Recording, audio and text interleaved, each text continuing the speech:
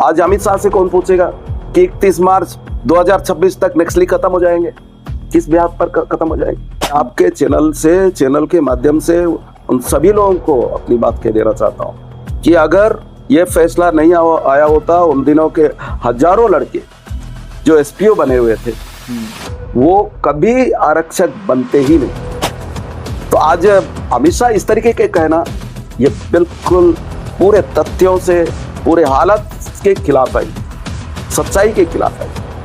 मैं आप इसको दिखवाइए, आप वायरल कराइए, कहाँ वो सरकार के लोग भी सुने। और ये बात खुद मैं और एक बात बता रहा हूँ, उन दिनों के जो प्रदेश के सरकार के जो जिम्मेदार मंत्री है, यहाँ तक कि डॉक्टर रमन सिंह भी, कि सलवा जुडूम के कारण से नक्सलियों को कोई हैंड्स नहीं मिल रहे थे परमानेंट, है ना, वो हजारों लड़के मिल गए उनके साथ। भय के कारण से, असुरक्षा के कारण से, प्रतिशोध की भावना से ये लोग नक्सलाइटों के शिक्षित भी नहीं है।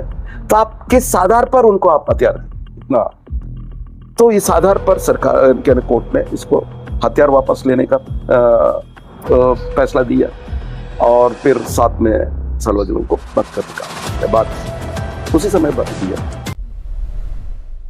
सर, सलवा जुडूम का जिक्र हो रहा है तो हाल ही में गृह मंत्री अमित शाह का एक बयान आता है।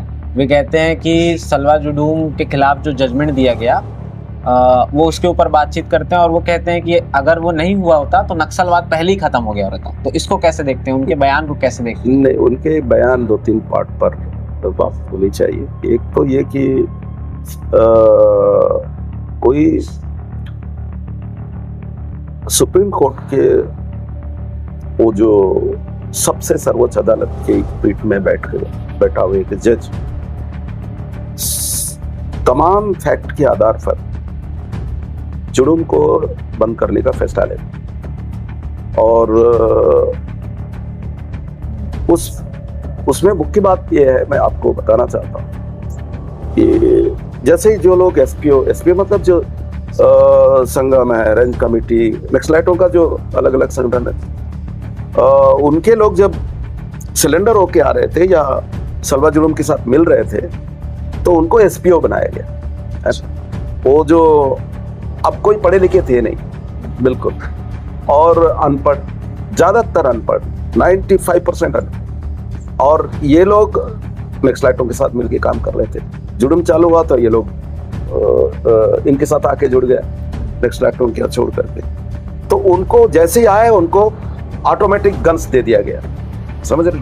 SLR है, इंसास है, AK-47 है, ऐसे अत्याधुनिक हथियार उनको देख करके अब फिर जाओ लड़ो।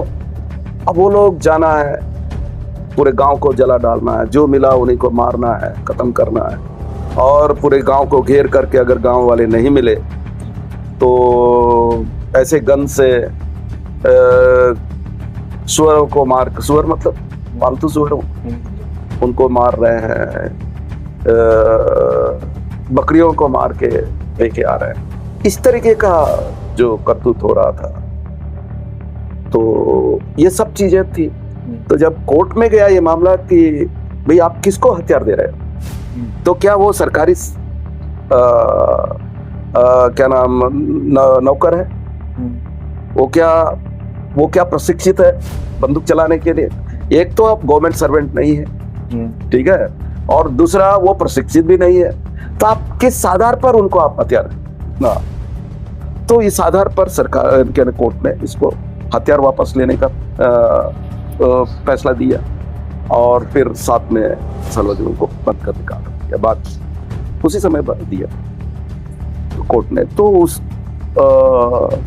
उसका परिणाम ये हुआ कि हमारे जितने लड़के उस समय एसपीओ बने, बाद में राज्य सरकार ने स्पेशल 5वीं बोर्ड की परीक्षा उनके लिए आयोजित की, उन सबको उसमें सम्मिलित कराया, जैसे तैसे सभी को पास करा दिया और फिर सहायक आरक्षक भर्ती में जो भी प्रक्रिया होती है उसको पूरा करके उनको फिर बाद में आर्डर दे दिया गया। ये सब प्रक्रिया में करीब 6 महीने करीब लगते। तो ये है, तो भला हो गया उन लड़कों का अगर वो कोर्ट ने ये फैसला नहीं किया हो। वो जो अभी जो सुदर्शन रेड्डी साहब का ये कोर्ट पीट था, ये अगर फैसला उन लोगों ने नहीं किया होता तो मैं आपके चैनल के माध्यम से उन सभी लोगों को अपनी बात कह देना चाहता हूँ कि अगर ये फैसला नहीं आया होता, उन दिनों के हजारों लड़के जो एसपीओ बने हुए थे वो कभी आरक्षक बनते नहीं और उसी में वो लोगों का जिंदगी खत्म हो जाती। आप तो समझ रहे ना। तो ये सुदर्शन रेड्डी साहब के पीठ का फैसले का परिणाम है। तो आज जो बातें अमित शाह कह रहे हैं कि वो एक क्या नाम आजकल एक बड़ा वो चल पड़ा है, अर्बन नक्सली। हाँ, ये तो अर्बन नक्सली है, नक्सलियों का समर्थक है या नक्सली है। ये इतना बेहुदा बात है कि ये इसको किसी भी तरीके से उचित नहीं कह सकते, बिल्कुल उचित नहीं कह सकते। और वो भी देश के गृह मंत्री को इस तरीके की बातें नहीं कहनी चाहिए। इसी के वजह से देश के करीब 56 न्यायाधीश जो सुप्रीम कोर्ट के, हाई कोर्ट के और जो विधि के जानकार, उन लोगों ने चिट्ठी लिखा कि ये जो देश के गृह मंत्री का इस तरीके का गैर जिम्मेदाराना बयान ये न्यायिक प्रणाली को ध्वस्त कर सकता है, नष्ट कर सकता है और खराब छवि प्रस्तुत कर सकता है, ये उन्होंने।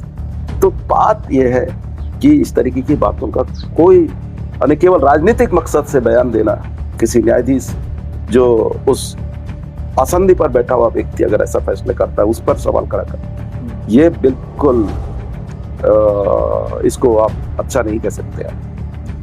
तो अब दूसरा आपका जो प्रश्न है इसी में कि क्या सलवा जुलूम बंद नहीं होने से नक्सलवाद खत्म हो जाता उस समय? तो मैं कह रहा हूं 11 साल तो हो गए ना अमित शाह को गृह मंत्री होकर के, क्या अभी तक नक्सली खत्म किए? इतने तमाम तरह इतने फोर्स यहाँ आया, इतना फोर्स आया,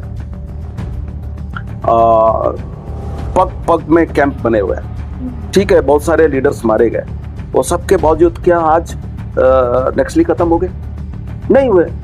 और उनका वो जो टाइम है मार्च 2026 तक खत्म हो जाएंगे।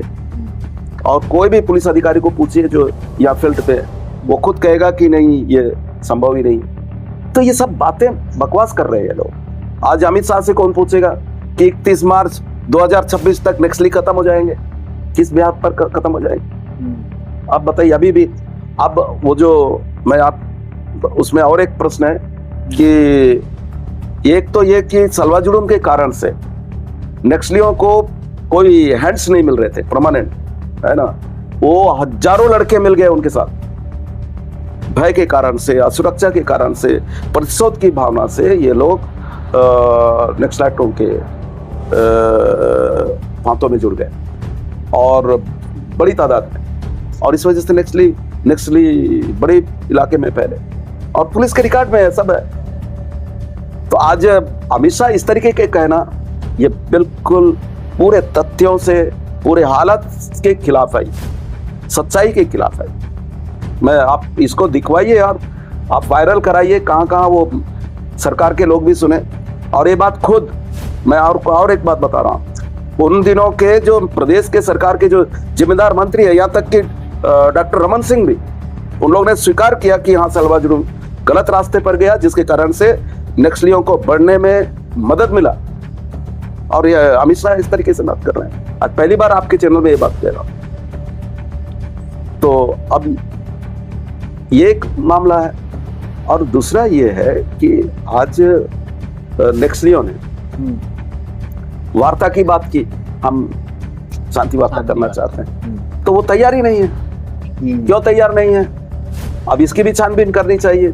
कोई प्रेस वाला तो पूछता नहीं है कि आप भाई आप वार्ता करने के लिए माओवादी कह रहे हैं, आप क्यों नहीं सुनना चाहते? कोई सवाल नहीं कर रहा, कोई सवाल नहीं कर रहा।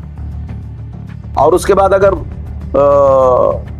अप्रैल महीने के अंदर शांति की बात हो जाती है तो इतने सारे जो पुलिस के अधिकारी लोग भी मारे गए। हमारे हमको एडिशनल एसपी मारा गया, ये कोंटा, बहुत सारे लोग मारे गए नक्सलाइटों के हाथों।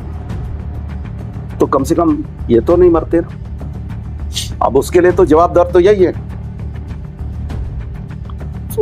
अब ये उनका अलग मकसद है, और उनका मकसद ये है कि पूरा कैंप बैठे और आदिवासियों पर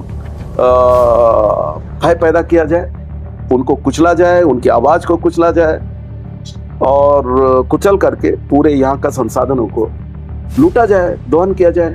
यही इनका उद्देश्य है और उसके अलावा और कुछ नहीं।